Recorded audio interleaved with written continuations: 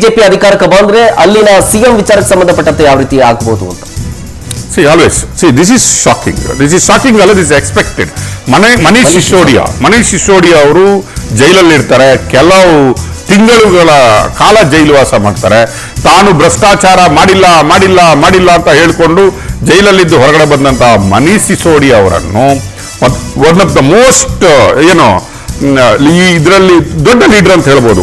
ಆಮ್ ಆದ್ಮಿ ಪಾರ್ಟಿಯಲ್ಲಿ ಅರವಿಂದ್ ಕೇಜ್ರಿವಾಲ್ ಬಿಟ್ರೆ next leader, second cadre leader ಅಲ್ಲಿ ಮನೀಶ್ ಸಿಸೋಡಿಯಾ ಬರ್ತಾರೆ.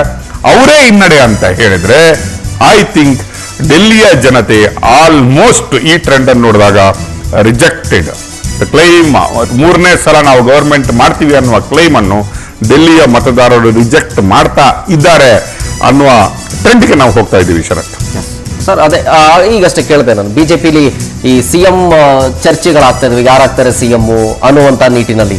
So if in case after ಈಗ ಈ 1-2 ಸೀಟಲ್ಲಿ ಏನಾದ್ರೂ ಹೆಚ್ಚು ಕಮ್ಮಿ ಆದ್ರೂ ಬಿಜೆಪಿಲಿ ಒಂದಷ್ಟು ನೀವು ಹೇಳಿದಾಗೆ ಈ ಕುದುರೆ ವ್ಯಾಪಾರದ ರೀತಿ ಏನಾದ್ರು ಆಗಬಹುದು ಅಥವಾ ಸೆಳೆಯುವಂತ ಪ್ರಯತ್ನಗಳಾಗಬಹುದು ಅಂತ.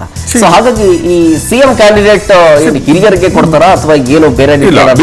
BJP keeps always is card open ಅಂತ ಹೇಳ್ತೀವಿ, ಓಪನ್ ಕಾರ್ಡ್ ಅಲ್ಲಿ ಇಟ್ಟಿರ್ತಾರೆ.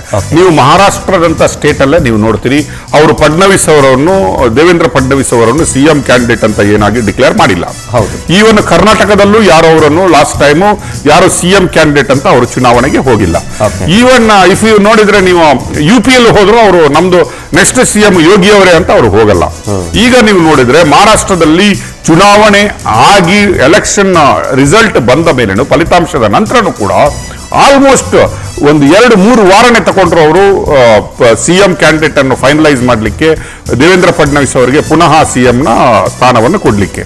Here in Delhi I don't think so. ಅವರು ಈಗ they will see the trend. ಈಗ ಅವರಿಗೆ ಈಸಿ ಮೆಜಾರಿಟಿ ಆದ್ರೆ there is nothing doing. High command ಕೂತ್ಕೊಳ್ಳುತ್ತೆ, ಯಾರನ್ನಾದ್ರೂ ಒಬ್ಬರನ್ನು ಸರ್ಪ್ರೈಸ್ ಪ್ಯಾಕೇಜ್ ಆಗಿ ಅವರು ತರಬಹುದು ಅಥವಾ ಸೀನಿಯರ್ ಲೀಡರ್ ಅನ್ನು ಕೊಡಬಹುದು. ಬಿಜೆಪಿಯಲ್ಲಿ ನೀವು ಕೆಲವುದನ್ನು ಪ್ರೆಡಿಕ್ಟ್ ಮಾಡ್ಲಿಕ್ಕೆ ಆಗಲ್ಲ. ಕೆಲವರು ನೀವು ನೋಡಿದ್ರಿ, ಶಿವರಾಜ್ ಚೌಹಾಣ್ ಅನ್ನು ತೆಗೆದು ಅವರು ಒಂದು ಸಲ ಆದಂತಹ ಒಬ್ಬ ಕ್ಯಾಂಡಿಡೇಟ್ಗೆ ಅಲ್ಲಿ ಸಿಎಂ ಮಾಡ್ತಾರೆ.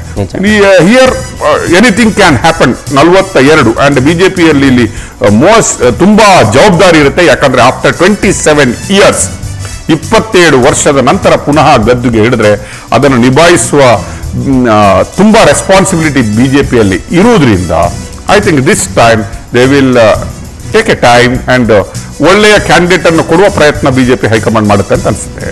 ಶರತ್.